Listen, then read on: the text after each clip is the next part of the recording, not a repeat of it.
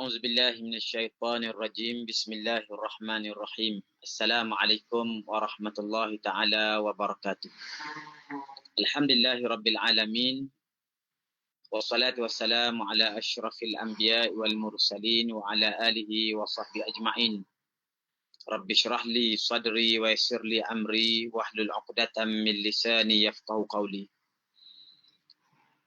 Alhamdulillah, pertamanya kita manjatkan syukur pada Allah Subhanahu Wa Taala kerana pada hari ini kita pertama kali kita bersiaran di bulan Ramadan dan kita dapat bersiaran pada 11 siang kerana kita ingin memberi ruang kepada tuan-tuan yang tak bertarawih pada sebelah malamnya dan kita dapat menggunakan ruang petang ini sementara menunggu masuk waktu kita berbuka puasa. Kita dapat mengikuti program Kelantan Berhikayat yang dibawakan kepada tuan-tuan semua oleh Perbadanan Muzium Negeri Kelantan. Program Kelantan Berhikayat ini merupakan satu program yang kita adakan secara live pada setiap hari Khamis untuk mendedahkan sejarah Kelantan dan juga tamadun Kelantan yang telah lama terbina sebelum munculnya sejarah Kelantan moden yang akan kita perkatakan dalam sesi-sesi pada masa akan datang. Tuan-tuan sekalian, dalam perbincangan kita yang lepas, kita telah melihat satu zaman yang penting di Kelantan, iaitu zaman di mana Kelantan berada di bawah pengaruh petani. Sebenarnya, hubungan antara Kelantan dan petani adalah satu hubungan yang lama berlaku. Sebagaimana kita sedia maklum sebelum daripada ini, Langkasuka merupakan sebuah kerajaan yang besar pada abad yang kedua Masihi. Kemudian Kelantan juga muncul sebagai sebuah kerajaan yang berpengaruh dan saling memainkan peranan pada 10 abad yang pertama daripada abad Masihi, di mana Kelantan menjadi pusat beberapa kerajaan yang besar termasuk Sriwijaya dan juga Majapahit. Kemudian selepas abad yang ke-14, di akhir abad yang ke-13, negeri-negeri Melayu telah menghadapi serangan yang dilakukan oleh Siam apabila Raja Ramkang Heng, Raja Ayutthaya telah menyerang negeri Sri Dharmaraja ataupun Ligor. Kemudian diikuti oleh serangan ke atas Langkasuka dan juga Kelantan. Peristiwa perang yang berlaku sekitar tahun 1292 Masihi. Kemudian daripada situlah sebenarnya berlaku perubahan-perubahan. Termasuklah raja-raja Kelantan terpaksa memindahkan kerajaannya ke utara, memindahkan pusat kerajaannya ke utara, ke Badelong atau Patelong sekarang dan juga ke Kota Mahligai di Patani untuk menghadapi serangan-serangan yang dilakukan oleh Siam. Kemudian Raja Sangtawa, selepas zaman Raja Sangtawa, Raja Barabusha telah memindahkan semula kerajaan ke Kelantan pada pertengahan abad yang ke-14. Walau bagaimanapun serangan-serangan Siam terus berlaku sehingga abad yang ke-15 yang menyebabkan antara strategi yang diambil oleh Kelantan dan Patani ialah menggabungkan dua buah kerajaan ini membentuk kerajaan yang lebih besar. Maka sebab itulah kita mendapati tempoh di antara abad yang ke-14 hingga ke abad yang ke-16 dan juga pertengahan abad yang ke-17, Kelantan dan Patani menjadi sebuah kerajaan gabungan. Kadang-kadang disebut Patani Besar, Patani Raya dan seumpamanya. Ada ketikanya Patani menguasai Kelantan dan pada ketika-ketika tertentu Kelantan menguasai Patani. Dan sebagaimana kita sedia maklum, sebenarnya selepas daripada kemangkatan Raja Kuning sekitar tahun 1650, pemerintah Patani selepas pada itu ialah anak-anak raja daripada Kelantan yang dihantar untuk memerintah Patani termasuklah Raja Mas Kelantan, Raja Mas Cayam dan seumpamanya, Raja Bakal, yang merupakan anak-anak raja daripada Kelantan yang telah dirajakan di Petani. Menunjukkan hubungan yang rapat di antara kedua-dua negeri. Kemudian pada masa itu Kelantan berada di bawah naungan Petani. Dalam masa lain, Petani berada di bawah naungan Kelantan. Itulah suasana politik yang berlaku di antara tahun abad yang ke-14 sehingga abad yang ke-17, pertengahan abad yang ke-17. Kemudian selepas daripada perkembangan tersebut, di Kelantan telah muncul sebuah kerajaan baru yang dikenali sebagai Kerajaan Jembal. Kerajaan Jembal itu sebenarnya merupakan asalnya bekas wilayah yang dinaungi oleh Petani, di mana Petani melantik gubernur-gubernurnya di Kelantan yang dipanggil Datu. Kerana gubernur-gubernur Petani biasanya disebut Datu, Datu Pujuk, Datu Jambu, termasuk Datu Kelantan. Datu Kelantan ni berpusat di Kota Jembal yang disebut Pengkalan Datu itu. Dan rajanya yang terkenal antaranya adalah Nik Jamaluddin. Dari Nik Jamaluddin itulah kemudiannya melahirkan beberapa orang raja daripada keturunannya yang kemudiannya berdiri sendiri sebagai raja, membentuk kerajaan yang kita sebut sebagai Kerajaan Jembal, Kesultanan Jembal, apabila Raja Sakti meneruskan legasi moyang-moyang mereka. Kemudian Kelantan pada satu masa dibahagikan oleh Petani kepada dua bahagian, di mana Kelantan Barat di seberang Sungai Kelantan diserahkan kepada Tuan Sulong. Ini cucu kepada ataupun anak kepada Wadaim.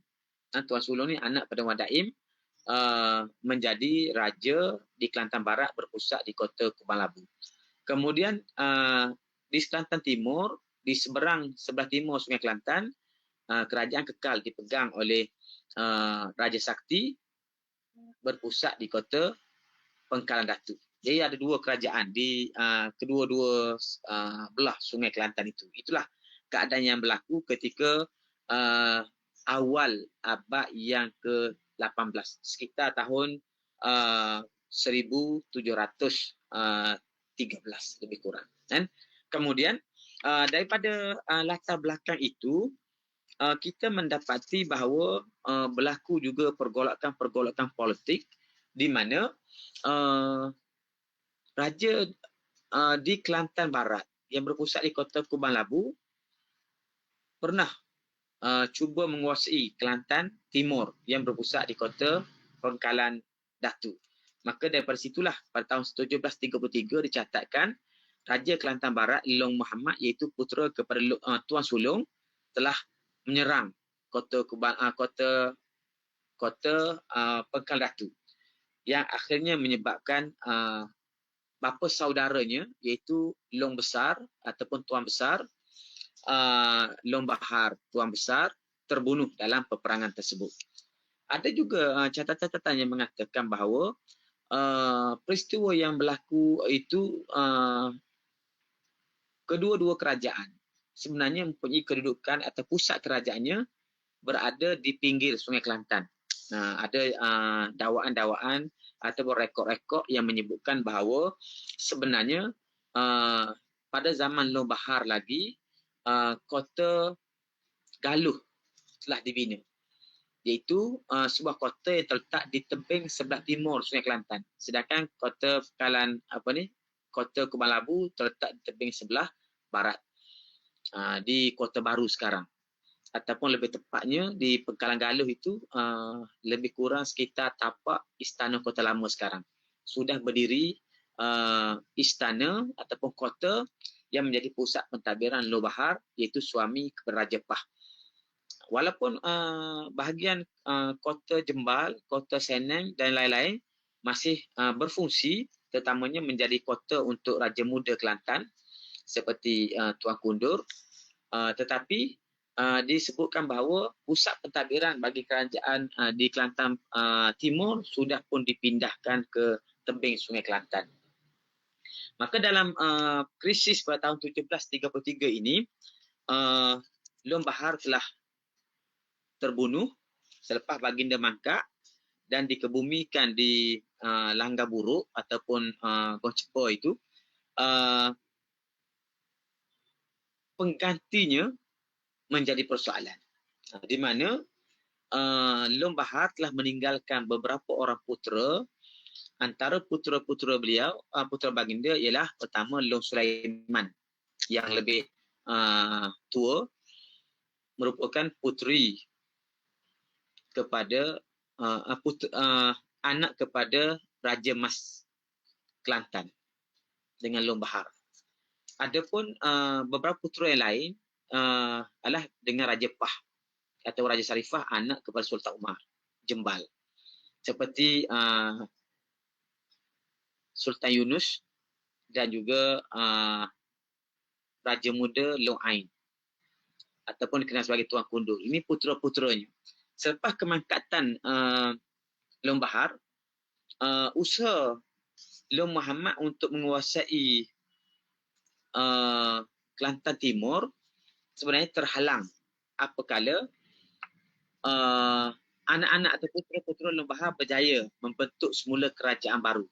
Iaitu setelah Tuan Kundur dikatakan diracun oleh satu pihak yang tertentu, baginda telah menyerahkan kerajaan kepada kekandanya Long Sulaiman. Itu kekanda berlainan ibu. Lalu daripada situlah sebenarnya Long Sulaiman mulai menjadi pemerintah Kelantan setelah baginda berjaya mengalahkan Long Muhammad pada tahun 1746. Tahun 1733, Long Bahar dibunuh, kemudian Long Muhammad menguasai Kelantan, kemudian anak-anak Long Bahar berjaya melakukan tindak balas. Akhirnya Long Sulaiman berjaya mengusir Long Muhammad daripada Kelantan Timur, kemudian mereka berjaya menguasai semula kerajaan Kelantan Timur ini dan Long Sulaiman menjadi raja.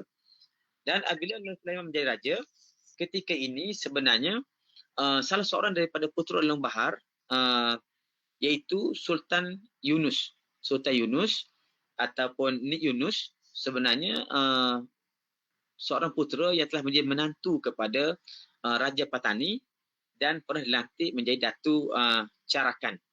Seorang gubernur di sebuah wilayah dipanggil Carakan menjadi Datu Carakan. Kemudian selepas daripada kemangkatan mertuanya, Nik Yunus ini telah dilantik menjadi Sultan Patani, bergelar Sultan Yunus. Sultan Yunus Patani itu putera kepada Long Bahar dengan Raja Pah Kelantan. Adapun Long Sulaiman, kekandanya yang menjadi sultan di Kelantan ialah putera Long Bahar dengan Raja Mas Kelantan, Raja Patani. Maka di sini berlaku beberapa konflik politik kerana di kalangan anak-anak kepada Wan Daim masih lagi berlaku pergolakan-pergolakan yang dalam perebutan takhta, di mana ketika keadaan politik masih panas pada tahun 1749, disebutkan bahawa Sultan Yunus yang menjadi Sultan Patani telah ditembak dan baginda mangkat dalam pembunuhan ini. Dan dikatakan antara pihak yang merancang untuk membunuh Sultan Yunus Patani ini ialah Long Nuh, yakni Datuk Pujut. Sedangkan Long Nuh juga dikatakan salah seorang daripada putera kepada Wan Daim. Daripada keturunan Wan Daim juga. Jadi mereka ni tidak lain sama ada bapa saudara ataupun sepupu dalam pangkat yang sangat dekat. Tetapi kerana perebutan takhta, Long Nuh dikatakan telah mengupah pihak-pihak tersebut untuk membunuh Sultan Yunus. Peristiwa pembunuhan Sultan Yunus ini telah memberi kesan yang besar kepada politik Kelantan kerana Sultan Yunus adalah putera kepada Long Bahar. Sedangkan kekandanya adalah Sultan Kelantan. Maka daripada situlah Long Sulaiman sebagai Raja Kelantan dikatakan merasa tidak berpuas hati atas peristiwa yang berlaku ini. Lalu baginda telah berangkat ke Patani untuk menemui Long Nuh, iaitu Raja Patani yang baru. Selepas pembunuhan Long Yunus, Sultan Yunus, Lon Nuh Datuk Pujuk ini telah mengisytiharkan dirinya sebagai Sultan Petani yang baru. Sebab itulah banyak pihak mensyaki bahawa pembunuhan itu ialah pembunuhan yang dirancang oleh Lon Nuh. Maka apabila Long Sulaiman telah pergi ke Petani untuk menyiasat tentang pembunuhan adindanya ini, Long Nuh Pujuk ini merasa terancam dengan keadaan ini, lalu baginda telah bertindak dengan menjanjikan kepada Long Sulaiman untuk menyiasat siapakah pembunuh yang sebenar, dan baginda memohon maaf di atas kegagalannya untuk menangkap pembunuh kepada Sultan Yunus Patani. Maka dalam hal ini, Long Sulaiman sebenarnya tetap tidak bersuka hati kerana tidak dapat mengesan siapa pembunuh yang sebenar. Lalu, Long Sulaiman telah kembali ke Kelantan sekitar tahun 1750. Lalu, baginda telah menyusun satu pasukan untuk menyiasat dan mengenal pasti siapakah sebenarnya pembunuh Sultan Yunus dan siapa di sebalik pembunuhan tersebut. Lalu hal inilah yang sebenarnya menimbulkan kebimbangan yang lebih besar kepada Long Nuh Pujuk ini, kerana baginda bimbang kalau Kelantan melakukan serangan ke atas Patani. Sedangkan keadaan politik di Patani itu belum stabil kerana baginda baru sahaja menjadi raja, sedangkan pengikut-pengikut Sultan Yunus yang dibunuh itu masih ramai. Maka dalam keadaan seperti itu, kalau kita katakan Lon Nuh dalam keadaan berdosa itu, dia mulai merasa bimbang dan curiga di atas langkah-langkah politik yang diambil oleh Sultan ataupun Long Sulaiman. Maka sebab itulah disebutkan bahawa Lon Nuh Pujuk ini sebagai Raja Patani telah menjemput Long Sulaiman ke Patani untuk berbincang. Maka dalam perbincangan itu, Long Nuh telah mengambil satu langkah politik yang agak besar, iaitu dengan menghentikan tindakan politik Long Sulaiman melalui penganugerahan ataupun penyerahan wilayah. Long Nuh sedar bahawa di antara Long Muhammad yang merentah di kota Kubang Labu dan juga Long Sulaiman yang memerintah di kota Galuh ataupun kota Pekal Datu, ketika ini mereka bersaing.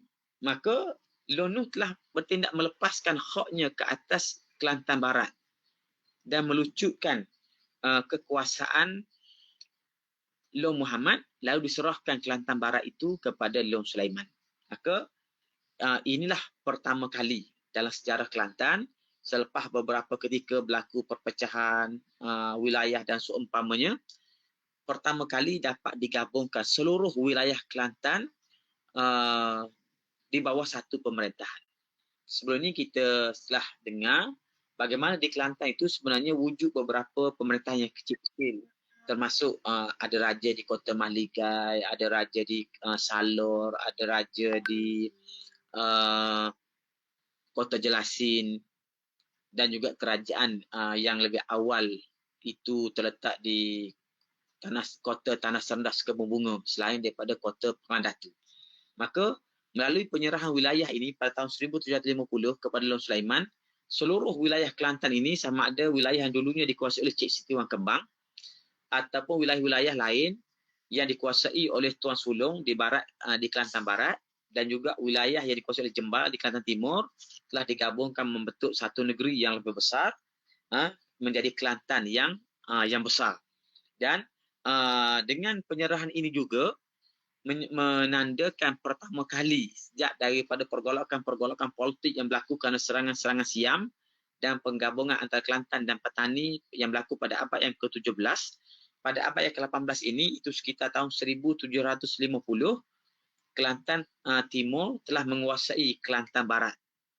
Dan sekaligus wilayah Kelantan Barat itu berpisah daripada Petani, lalu terbentuklah sebuah negara baru, iaitu Kelantan, yang tidak lagi bernaung di bawah Petani, tetapi menjadi sebuah negeri yang bersatu, wilayah Kelantan itu bersatu dan merdeka daripada Petani.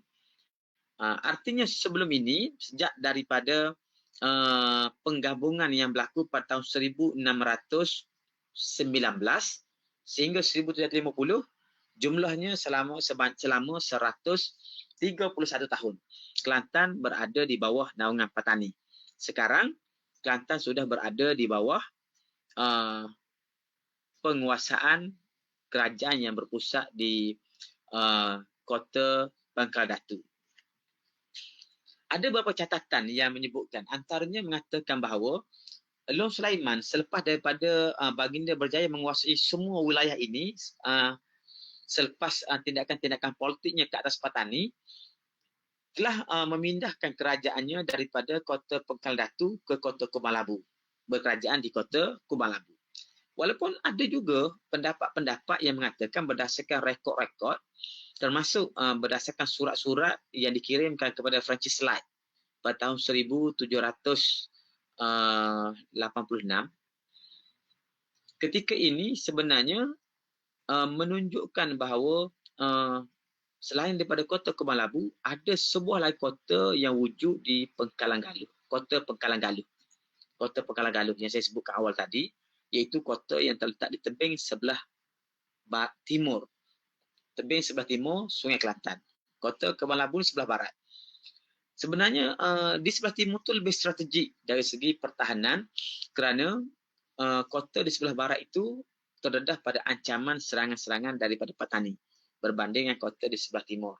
Maka walaupun ada pendapat-pendapat dan yang menyebutkan bahawa Long Sulaiman berkerajaan di Kota Kubang Labu, meninggalkan Kota Pangkalan Datu ke Kota Kubang Labu, tetapi bukti-bukti manuskrip juga telah menunjukkan bahawa Long Sulaiman sebenarnya berkerajaan di Kota Pangkalan Galuh.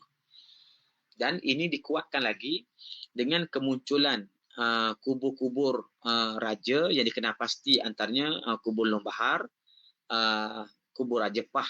Makam-makam di raja ini terletak berhampiran dengan Kota Pangkalan Galuh. Tempat disebut sebagai Kampung Cepo itu, ataupun Kampung Cepo yang terletak hari ini dipanggil Langgar Buruk, yang menjadi kontroversi dalam masa kebelakangan ini. Jadi di situ terletak makam-makam raja yang dulunya berpusat di Pangkalan Datu, beralih ke tebing Sungai Kelantan.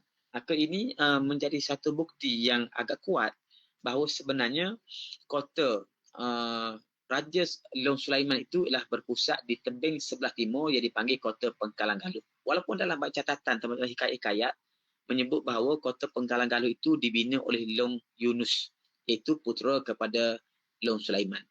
Maka dalam hal ini ada kemungkinan Long Sulaiman telah berkerajaan di Kota Kubang Labu dan besar juga kemungkinan berkerajaan di Kota Pangkalan Galuh, ataupun mungkin kedua-dua kota itu kekal berfungsi pada zaman Long Sulaiman untuk membolehkan baginda menguasai kedua-dua wilayah di tebing sebelah timur dan barat Sungai Kelantan. Kemudian selepas tidak lama mendapat kemerdekaan, berlaku pula pertelingkahan di antara Kelantan dan Legeh, iaitu satu wilayah yang telah memerdekakan diri mereka daripada petani selepas daripada kelemahan petani ekoran daripada kemakatan Raja Kuning pada tahun 1650. Raja Legeh ketika ini disebutkan ialah Long Rahman ataupun Long Abdul Rahman ataupun baginda Abdul Rahman yang Sultan Kerajaan Legeh. Kerajaan Legeh pada hari ini lebih tepatnya ialah satu wilayah yang meliputi Cangwak Naratiwat. Hari ini di sebelah Patani dan juga daerah Jeli ataupun jajahan Jeli di Kelantan. Ini adalah sebuah negeri yang besar pada zaman dahulu di bahagian hulu Kelantan, di sebelah Jeli dan menghala ke utara sehingga ke kawasan Naratiwat. Berpusat di Kota Pasir Mas ataupun disebut juga sebagai Kota Tanjung Mas. Hari Tanjung Mas. Dulu Kota Pasir Mas, saya sebut Tanjung Mas. Tanjung Mas itu ialah kawasan yang menjadi pusat pentadbiran bagi Kerajaan Legeh dengan rajanya bernama Long Abdul Rahman ataupun Long Draman, dikenal Long Draman ataupun sering disebut juga sebagai baginda Abdul Rahman. Ada satu manuskrip menyebutnya sebagai Sayyidul Abdul Rahman, Sultan Legeh. Kan? Jadi ketika ini Lon Rahman disebutkan merupakan menantu kepada Long Sulaiman. Sedangkan mereka sebenarnya berpangkat secara keluarganya masih dekat. Kerana Lon Rahman tu dikatakan adalah putera kepada salah seorang daripada putera kepada Wan Daim, ataupun Lon Rahman itu merupakan cucu kepada Wan Daim, sebagaimana Long Sulaiman juga. Artinya mereka ni berpangkat sepupu. Tapi merentah di negeri yang berbeza-beza, dan Lon Rahman dikatakan menjadi menantu kepada Long Sulaiman. Oleh kerana baginda ialah menantu dan mertua, tetapi berlaku krisis kerana Lon Rahman ialah seorang raja yang mempunyai cita-cita yang besar untuk meluaskan wilayahnya. Lalu Lon Rahman telah memberikan suaka politik kepada Long Muhammad yang dahulunya terusir daripada istana kerana Raja Long Nuh telah menyerahkan negeri tersebut kepada Long Sulaiman. Maka dengan dorongan Lon Rahman, dia telah merangsang supaya Long Muhammad menuntut hak dia. Maka di situlah berlaku beberapa krisis dan perang saudara, di mana akhirnya meletus perang di antara Legeh dan Kelantan. Legeh yang menjadi pendokong kepada Long Muhammad ini telah menyerang Kelantan, dan dalam serangan ini Long Rahman telah membunuh bapa mertuanya Long Sulaiman. Peristiwa ini dikatakan berlaku pada akhir tahun 1755. Di dalam manuskrip, satu manuskrip tentang hukum kanun Kelantan telah mencatatkan bahawa penguasaan Lon Rahman ke atas Kelantan ini berlaku pada 30 hari bulan Rejab pada tahun 1755 itu. 1755. Tarikhnya 30 hari bulan Rejab. Kan?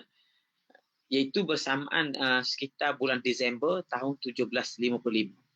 Dan apabila Lon Rahman berjaya menguasai, saya sebutkan tarikh ni kerana kebanyakan dalam catatan-catatan mengatakan serangan itu berlaku pada tahun 1755 dan Lon Rahman berhasil membunuh Long Sulaiman pada tahun 1756. Tetapi dalam manuskrip itu menyebut secara tepat tarikhnya berlaku pada 30 hari bulan Rejab pada tahun 1755 itu. Tahun hijrah saya dah lupa. Tapi tarikhnya 30 Rejab. Dan pada kiraan tahun Masihnya berlaku pada akhir tahun 1755. Mungkin kerana akhir tahun itulah, maka setengah-setengah pencatat telah merekodkan bahawa peristiwa itu berlaku pada tahun 1756. Sebenarnya dia berlaku pada akhir tahun 1755. Apabila Long Sulaiman berjaya dibunuh, maka Long Muhammad telah ditabalkan oleh Lon Rahman untuk menjadi raja bagi seluruh Kelantan. Jadi kali ini Long Muhammad pula menjadi raja merentah semua wilayah Kelantan, tetapi Long Muhammad menguasai Kelantan sebagai seorang raja yang berada di bawah naungan Legeh. Tidak merdeka lagi. Artinya kemerdekaan yang dicapai oleh Kelantan daripada petani pada 1750 itu hanya bertahan selama 5 tahun sahaja. Pada tahun 1756, Lon Rahman telah menjadi raja bagi wilayah-wilayah jajahan takluknya, sedangkan Long Muhammad menjadi raja bagi wilayah Kelantan yang telah digabungkan oleh Long Sulaiman sebelum daripadanya. Dalam hal ini, pembunuhan Long Sulaiman telah menyebabkan keturunan Long Bahar yang berpusat di kota Kubang, yang berpusat di kota Pekalan Galuh dan juga berpusat di kota Pekalan Datu telah hilang fungsinya buat sementara waktu sebagai pemerintah Kelantan. Sedangkan Long Muhammad telah berjaya mengambil alih semua kawasan Kelantan di bawah kekuasaannya. Maka di sinilah disebut dalam sejarah telah berlaku satu peristiwa yang agak mayatkan hati, kerana ketika Long Muhammad terusir daripada kerajaannya dahulu, baginda telah diambil menjadi ipar kepada Lon Raman. Itulah antara sebab kenapa Long Muhammad mendapat naungan politik daripada Lon Raman, kerana Lon Raman merupakan iparnya, iparnya, di mana adik Lon Raman yang dikenal sebagai Engku Pasir Mas. Kuneng Pasir Mas itu dikahwinkan dengan Long Muhammad. Walaupun ada juga pendapat mengatakan, ada beberapa catatan mengatakan Long Muhammad dan Long Pandak ialah raja yang memerintah Kelantan ketika itu. Ada yang mengatakan Long Muhammad menjadi raja, adindanya Long Pandak menjadi raja muda. Ada yang mengatakan bahawa Long Pandak yang menjadi raja, Long Muhammad menjadi raja muda. Di sini berlaku kekeliruan di dalam catatan yang dibuat oleh ahli-ahli sejarah yang mencatatkan dalam kronikal-kronikal atau hikayat-hikayat mereka berkenaan dengan raja dan kisah ini. Walau bagaimanapun, hal ini selepas kita menghabiskan perbincangan yang dicatatkan oleh Ustaz Nafullah ini, kita akan mula membaca hikayat-hikayat tersebut dan kita akan lihat bagaimana beberapa hikayat termasuk catatan pada riwayat Kelantan oleh Sang Sukri Haji Muda, mungkin juga catatan Abdullah Wansa, sejarahnya Kelantan, catatan yang dibuat oleh Datuk Perdana Nik Mahmud, ringkasan Cetera Kelantan, dan juga transkripsi yang dibuat oleh Profesor Tai Osman, Hikayat Seri Kelantan, yang mempunyai beberapa perbezaan dalam mengkisahkan bagaimanakah peristiwa-peristiwa politik yang berlaku pada awal abad yang ke-18 hingga pertengahan abad ke-18 ini akhirnya membentuk Kelantan moden hari ini. InsyaAllah hal-hal ini kita akan perkatakan apabila kita mula membaca dan meneliti satu persatu nanti hikayat-hikayat tersebut, sama ada pada manuskripnya ataupun transkripsi-transkripsi yang telah dibuat oleh beberapa sarjana berkaitan dokumen-dokumen tersebut. Maka antara peristiwa penting yang berlaku pada ketika ini ialah apakah Long Muhammad yang telah pun berhasil menguasai semula Kelantan dan berkerajaan di Kota Kubang Labu, tiba-tiba pada satu hari telah membunuh isterinya kerana cemburu. Peristiwa cemburu ini dikaitkan dengan kehadiran Long Gafar, iaitu putera Raja Reman yang juga merupakan sepupu kepada Long Raman, mendatangi ataupun berangkat mengunjungi Long Muhammad di Istana Kota Kubang Labu. Kemudian dalam pergaulan itu, puteri ataupun Engku Pasir Mas, sepupu Long Gafar, telah tertarik dengan satu kain cindai yang digunakan oleh Long Gafar, lalu dipinjamnya. Sedangkan Long Muhammad yang tidak mengetahui hal ini, bila melihat kain cindai itu, dengan tidak mengusul periksa, terus datang cemburu dan membunuh isterinya. Sedangkan dalam riwayat menyebutkan bahawa Engku Pasir Mas meminjam cindai itu dengan tujuan untuk membuat salinan ataupun menenun kain baru mengikuti corak dan bentuk cindai yang dimiliki oleh sepupunya Long Gafar. Maka pembunuhan inilah yang mengakibatkan kemarahan besar Long Raman. Bila jenazah Engku Pasir Mas dibawa pulang ke Pasir Mas, kota Pasir Mas di Legeh, maka Long Raman telah mempersiapkan tenteranya untuk menuntut bela di atas kemangkatan adindanya yang juga permaisuri Kelantan ketika itu. Maka berlakulah satu peperangan yang dikatakan meletus pada tahun 1757.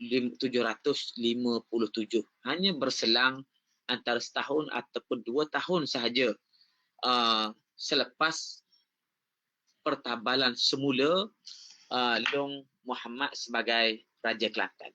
Jadi dalam hal ini, jalan ceritanya sama. Yang berbeza dalam riwayat ialah adakah yang membunuh putera atau puteri legeh itu Long Muhammad ataupun Long Pandak. Itu saja perbezaannya. Jadi sama ada Long Pandak atau Long Muhammad kita ketepikan dahulu, tapi dalam catatan Ustaz Nahula mengatakan tokoh tersebutlah Long Muhammad. Lalu akibat daripada peristiwa tersebut, Long Muhammad telah diserang oleh Long Draman dan berlakulah pertempuran. Dan ada juga riwayat mengatakan bahawa dalam peperangan tersebut hanya melibatkan pertarungan individu di antara Long Draman dan Long Muhammad yang berakhir dengan kejayaan Long Draman membunuh Long Muhammad. Jadi pembunuhan Long Muhammad yang berlaku pada tahun 1797 ini telah menamatkan kekuasaan Long Muhammad ke atas Kelantan. Yang ini baginda pernah berkuasa di Kelantan selepas pembunuhan Long Bahar. Kemudian Long Sulaiman mengambil alih kerajaan. Sama ada diserahkan oleh Long Nukuju ataupun berlaku peperangan. Ada riwayat yang berbeza, berlaku peperangan. Tapi di situ Long Sulaiman telah mengambil alih. Maka pada zaman Long Sulaiman itulah dikatakan Long Sulaiman memindahkan kerajaannya daripada kota Pekang Datu ke kota Kubalabu ataupun ke kota Pengkalanggaluh. Dan dipercayai pada zaman Long Sulaiman itulah kota Pengkalanggaluh dibina dan berjaya membentuk sebuah pentadbiran baru. Dan apabila berlakunya pembunuhan Long Sulaiman pada tahun 1707 ini, maka berakhirlah buat sementara waktu kekuasaan keturunan Long Bahar di Kelantan. Yang sekaligus boleh kita katakan menamatkan penguasaan raja daripada kota Pengkal Datu yang dahulunya merupakan legasi daripada kerajaan Jembal yang telah berkerajaan sejak daripada 1650 pada zaman Raja Sakti. Jadi di sini tuan-tuan semua kita dapati bahawa Long Draman telah berjaya menguasai negeri Kelantan dengan membunuh Long Muhammad. Kemudian baginda tidak memerintah secara langsung di Kelantan. Sebaliknya menjadikan Kelantan itu sebagai wilayah jajahan takluknya. Kemudian baginda bertindak melantik Long Pandak. Long Pandak inilah putera kepada Tuan Sulong. Itu adinda kepada Long Muhammad yang telah dijadikan Raja Muda oleh Long Muhammad, Raja Muda Kelantan, dan berpusat di satu kota yang lain.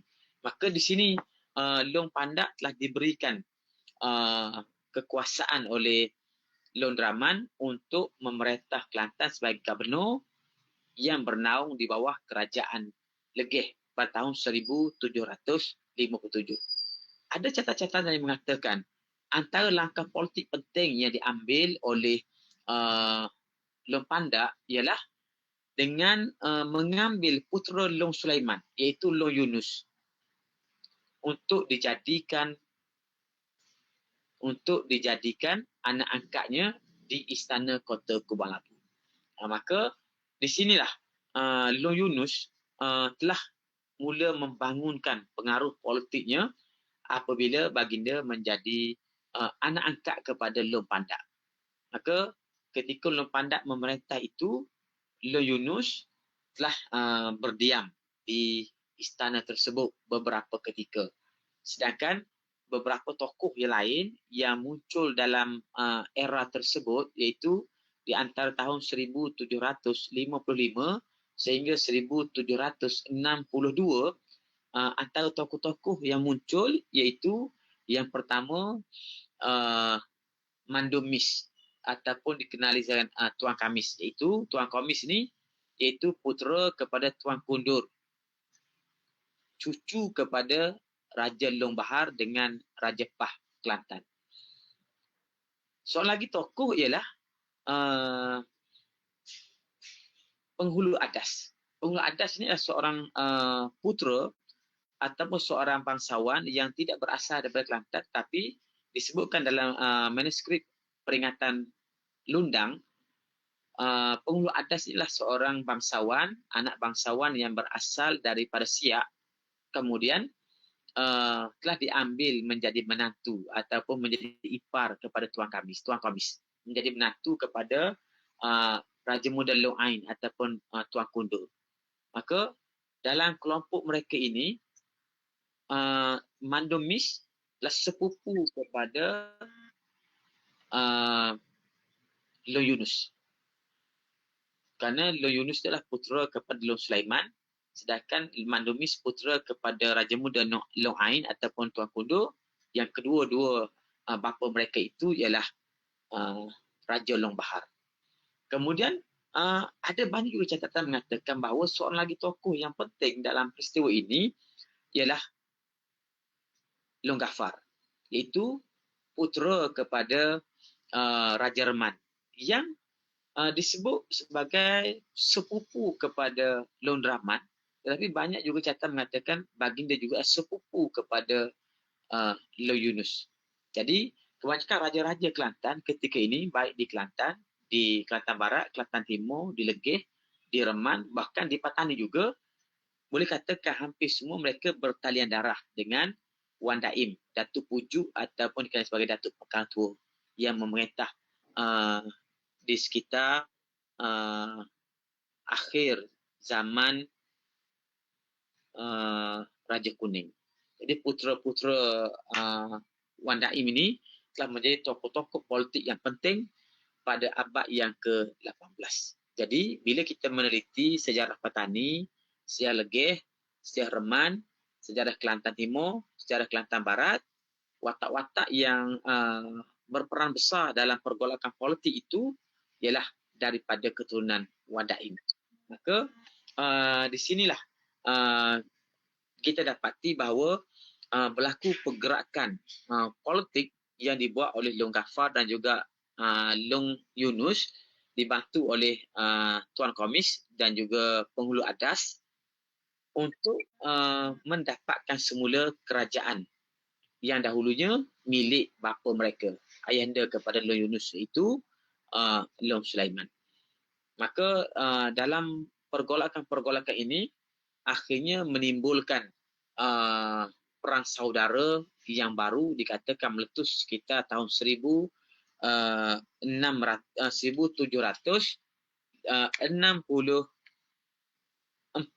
berlaku perang 1764 ataupun lebih awal 1762 berpanjang sehingga 1765, dan akhirnya selepas beberapa proses politik, Long Yunus telah berjaya mengambil alih semula kerajaan.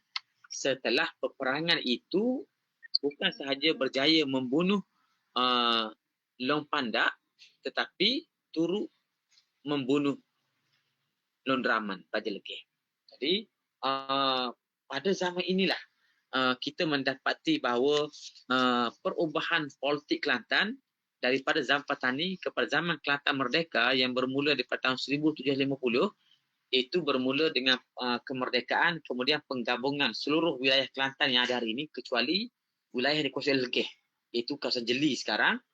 Semua wilayah lain telah jatuh ke tangan sama ada Long Muhammad, Long Sulaiman, Long Pandak, tetapi sebuah kerajaan yang bersatu, bukan lagi kerajaan yang berpecah seperti sebelum daripadanya.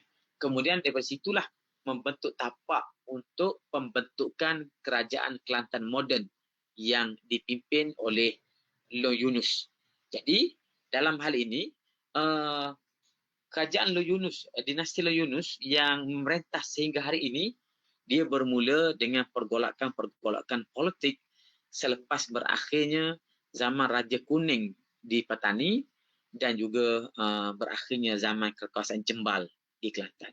Maka pergolakan politik itu ialah proses pembentukan identiti Kelantan yang baru selepas Kelantan melalui satu zaman sekitar 1,700 tahun dengan suasana politik yang gemilang, tetapi disebabkan oleh serangan yang dilakukan oleh Siam. Bermula dengan serangan Ram Kang Heng pada 1292, kemudian pengaruh Kelantan telah menjadi semakin kecil. Kemudian pada tahun 1477 ketika Kelantan tu masih berpengaruh dan tidak mahu tunduk kepada Melaka, telah berlaku serangan yang dibuat oleh Sultan Mahmud melalui panglima-panglimanya, dan akhirnya Melaka berjaya menguasai Kelantan. Lalu Kelantan menjadi sebahagian daripada jajahan takluk Melaka bermula tahun 1477. Setelah itu, bila Melaka jatuh ke tangan Portugis, kebanyakan wilayah-wilayah yang dahulunya dikuasai oleh Melaka menjadi wilayah dikuasai oleh Sultan Mahmud di bawah kerajaan Johor Riau. Walau bagaimanapun, Kelantan tidak demikian. Kerana Kelantan telah terbentuk sebuah kerajaan baru yang kemudiannya bergabung ataupun dikuasai oleh petani. Pada zaman kebangkitan petani, iaitu pada zaman Sultan Muzaffar Shah dan juga Sultan Mansur Shah yang menguasai petani pada abad yang ke-16. Jadi Sultan-Sultan Kelantan ketika itu terbahagi pada dua. Di selatan dikuasai oleh keturunan Raja Baru Bashar yang berakhir dengan Cik Siti Wang Kembang. Sedangkan di Kelantan Timur, Datuk Kelantan yang dilantik oleh petani daripada keturunan Wan Daim, bukan keturunan Said Ali Nurul Alam, telah berjaya membentuk kerajaannya sendiri dikenal sebagai Kerajaan Jembal di Kota Jembal sekarang. Maka latar belakang itu yang menggambarkan perpecahan. Kemudian pada zaman akhir zaman Cik Siti Wang Kembang itu, selepas perkahwinan Puteri Sadong, kita dapati muncul beberapa kota yang baru. Antaranya Kota Jelasin yang terletak di kampung kota Pitu Geng sekarang. Kota Jelasin kan di kampung kota Pitu Geng. Ada juga kota-kota lain yang mungkin belum dikaji secara serius. Antaranya ialah Kota Seneng yang wujud di Jembal, Kota Teras yang juga wujud di Jembal, Kota Seribong yang terletak di kawasan Pasir Hor sekarang, dan juga yang terkenal ialah Kota Mahligai yang menjadi pusat kerajaan bagi Sultan Abdul Rahim, iaitu Sultan yang menggantikan Raja Abdullah, suami kepada Puteri Sadong. Jadi kemunculan kerajaan-kerajaan kecil ini merupakan antara ciri kerajaan yang ada di Kelantan pada abad yang ke-18. Kemudian antara dia juga tersebut adanya kerajaan Raja Salor misalnya. Kerajaan-kerajaan kecil-kecil. Maka langkah yang dibuat oleh Long Sulaiman menguasai semua kawasan yang dahulunya dikuasai oleh Puteri Sadong dan juga Cik Siti Wang Kembang di seberang sebelah timur Sungai Kelantan. Kemudian apabila baginda bertindak mengadakan tekanan politik kepada Sultan atau Raja Petani, Raja Long Nuh Ujuk Petani, dan keberhasilan baginda mengalahkan Kota Kubang Labu yang menyebabkan Long Muhammad terpaksa berundur ke Legeh. Lalu seluruh wilayah Kelantan itu telah berjaya dicantumkan bila Long Nuh Ujuk melepaskan penaungannya ke atas Kelantan Barat. Maka Kelantan Barat diserap menjadi sebahagian daripada negeri Kelantan. Maka terbentuklah satu wilayah Kelantan yang lebih besar, bermula daripada Kuala Sungai Kelantan sehingga hulu Sungai Kelantan di kawasan Lebir, Galas dan juga Nenggiri pada hari ini.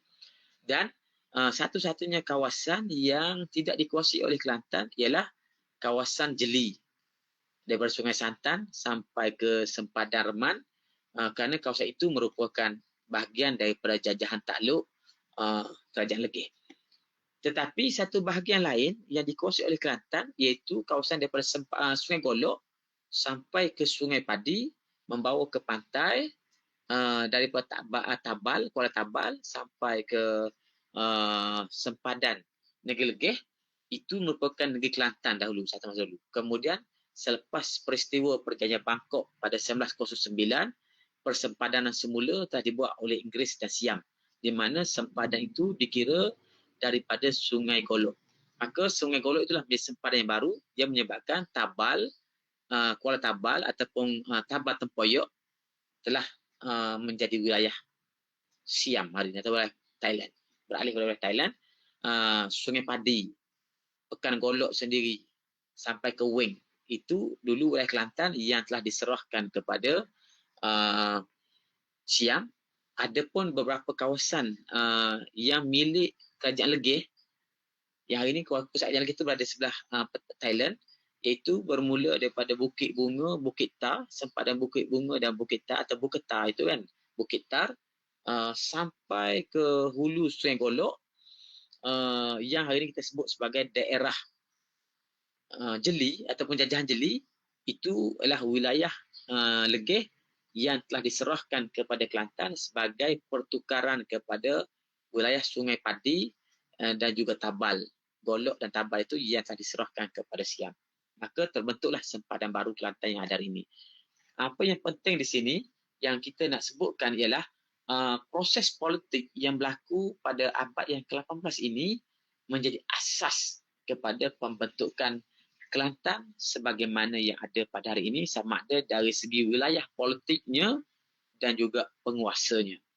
Di mana selepas peristiwa ini, siri-siri pergolakan, akhirnya kerajaan telah beralih kepada kerajaan Long Yunus. InsyaAllah pada sesi kita pada minggu depan, kita akan melihat satu bab yang baru, iaitu berkenaan dengan Kelantan moden. Kelantan moden inilah Kelantan yang bermula pada zaman dinasti Long Yunus yang dikatakan bermula sekitar tahun 765.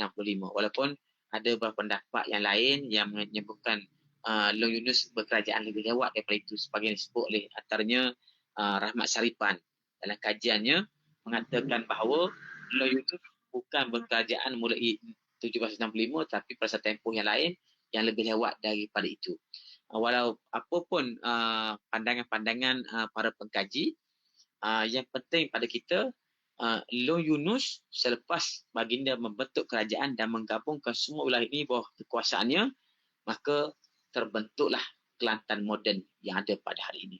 InsyaAllah kita akan teliti hal berkaitan Kelantan moden ini sebagaimana telah dicatatkan oleh Ustaz Nahpula pada sesi akan datang. Dan insyaAllah selepas kita menghabiskan catatan Ustaz Nahpula ini, kita akan mula membaca beberapa manuskrip yang lain. InsyaAllah saya merancang untuk kita mulakan dengan baca riwayat Kelantan yang ditulis oleh saudara As'ad Sukri Haji Muda. Dan insyaAllah kita harap bila kita dapat meneliti dokumen-dokumen itu, kita dapat memahami dan juga dapat mengenal pasti beberapa perselisihan pandangan-pandangan yang didokong oleh pengkaji-pengkaji ataupun penulis-penulis manuskrip ini tentang pembentukan Kelantan dan juga raja-raja atau putera-putera yang bersaing dalam mendapatkan kekuasaan di Kelantan. Saya rasa itu saja untuk kita kongsikan pada hari ini. Kita berhenti awal sedikit, lebih kurang beberapa minit lebih awal, supaya kita dapat membuat persiapan untuk Ramadan. Walau bagaimanapun, saya mengambil kesempatan ini untuk mengucapkan selamat menyambut Ramadan Karim kepada semua pendengar, khususnya rakyat negeri Kelantan. Dan saya juga dengan rasa rendah diri memohon kepada rakyat Kelantan semuanya supaya mematuhi SOP yang telah ditetapkan oleh pihak kerajaan untuk memastikan supaya kita dapat membendung perkembangan COVID-19 yang dikatakan merebak semula di Kelantan. Dan saya difahamkan peningkatan yang berlaku pada pesakit-pesakit baru ini sudah meningkat sekitar 30% pertambahannya. Sehingga kerajaan terpaksa mengambil langkah-langkah yang agak drastik, yang kita sama ada suka atau tak suka, terpaksa menerima hakikat ini, seperti pembatalan Bazar Ramadan, Madinah Ramadan, walaupun kita sebenarnya nak benda itu berlaku, dan pengumuman bahawa PKP akan laksanakan semula di Kelantan mulai 16 April esok kan. Jadi mulai esok PKP, artinya bila ada saja PKP, kita tak dapat lagi berterawih dan bersolat jemaah dan bertazkirah di surau-surau dan masjid. Jadi kita doalah kepada Allah Ta'ala supaya diangkat oleh Allah Ta'ala wabak ini dan diselamatkan kita semua daripada penyakit-penyakit ini. Saya harap tuan-tuan semua, rakyat Kelantan dapat memberi kerjasama yang sebaiknya kepada pihak kerajaan kerana langkah-langkah yang dibuat oleh Majlis Keselamatan Negara, pihak kerajaan negeri Kelantan, ialah langkah-langkah untuk memastikan kita dapat membendung penularan wabak COVID-19 dan kita dapat menyelamatkan rakyat Kelantan daripada bencana ini. Apa yang lebih penting pada kita, kita berharap supaya kita dapat berhari raya tahun ini dalam keadaan yang baik dan selamat. Maka di awal Ramadan ni saya menyeru pada diri saya dan tuan-tuan semua supaya kita mematuhi arahan-arahan yang dikeluarkan oleh kerajaan sebagai satu kewajipan pada kita kerana mentaati ulil amri dalam hal ini merupakan kewajipan bagi orang yang beriman. Mudah-mudahan dengan kerjasama yang kita berikan dapat kita menjaga maslahah kita bersama dan kita berharap Allah Ta'ala akan menurunkan pertolongannya kepada kita dalam masa terdekat ini dan tuan-tuan semua dapat berpuasa dengan baik, dapat melakukan ibadat-ibadat dengan bersungguh-sungguh, dengan cemerlang, bukan sahaja berpuasa, dapat berterawih, bertahajud, menghidupkan malam-malam Ramadan, bertilawah, mengekalkan budaya bersahur untuk bezakan puasa kita dengan puasa orang Yahudi, mengambil keberkatan daripada sahur dan kita juga dapat memperbanyakkan sedekah-sedekah kerana Nabi beritahu kita sedekah itu merupakan salah satu daripada cara kita mengangkat penyakit daripada Allah Subhanahu Wa Taala. Allah Taala mengangkat penyakit daripada kita ni dengan cara kita bersedekah. Maka perbanyakkanlah sedekah-sedekah pada bulan Ramadan ini. Mudah-mudahan kita bukan sahaja diberkati, harta kita disuburkan, bahkan kita diselamatkan oleh Allah daripada wabak penyakit ini. Sekian dulu untuk kali ini. Wabillahi taufiq wal hidayah. Wassalamualaikum warahmatullahi wabarakatuh.